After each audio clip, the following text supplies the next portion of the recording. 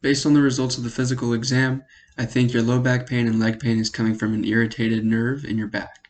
The bones that make up your spine are stacked on top of each other like this, and there's a disc in between them. Now the spinal cord runs through these bones, and the nerves that come off of the spinal cord also run through these bones and out to the side throughout the rest of the body. I believe that a disc in between these two bones is compressing a specific nerve root that is causing the pain in your back and the numbness and tingling down your leg. This helps to explain that why when your back pain gets worse, your leg pain worsens. In my previous experience with this, patients have responded well to 6 to 8 weeks of physical therapy. I'll have you come in 2 to 3 times a week, depending on your schedule, and I'll send you home with some exercises with the goals of managing your pain and strengthening your abdominal muscles to support your spine.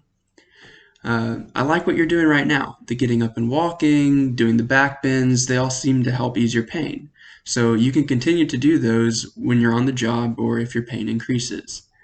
When you're at home, I'd like you to do something that we call a prone press-up. You're laying face down on the floor, and then you'll push your trunk up off of the floor while leaving your hips down on the ground. I want you to focus on bending each spinal segment and inhale on the way up, and then exhale, and then hold for 2 seconds before slowly returning back down to the ground. So this, along with the back bends and the getting up and walking around, are great to do to manage your pain. They can be done multiple times throughout the week. Anytime you have a flare-up, do one of those exercises to help mitigate your pain. The next 2 exercises should be done 3 times per week. The first one is called a glute bridge. What you'll do is you'll be laying on your back with your knees bent and your heels are about 1 foot away from your butt. You will engage your core by drawing your belly button towards the floor, and a good way to check if you're doing it correctly is engage your core and try and stick your hands beneath your back. You should not be able to if your core is properly engaged. Then squeeze your glutes and push with your heels to raise your hips off of the ground, and a straight line should be formed between your knees, your hips, and your shoulder blades. Keeping your core engaged throughout this entire exercise, hold at the top for 2 seconds before slowly lowering down to the ground. And this should be done for 3 sets of 10 repetitions. The last exercise is called a quadruped diagonal or a bird dog. You will be on your hands and knees, and then while engaging your core, you're going to raise your right arm and raise up your left leg. And as if you were looking at yourself from the top, there would be a diagonal line between your heel and your hand. You'll hold this position for 3 seconds and then return to your hands and knees and then switch sides. An important thing to remember with this exercise is that it's opposite. So you'll use your right arm and your left leg. So you'll be balancing on your left arm and your right knee. Let's see.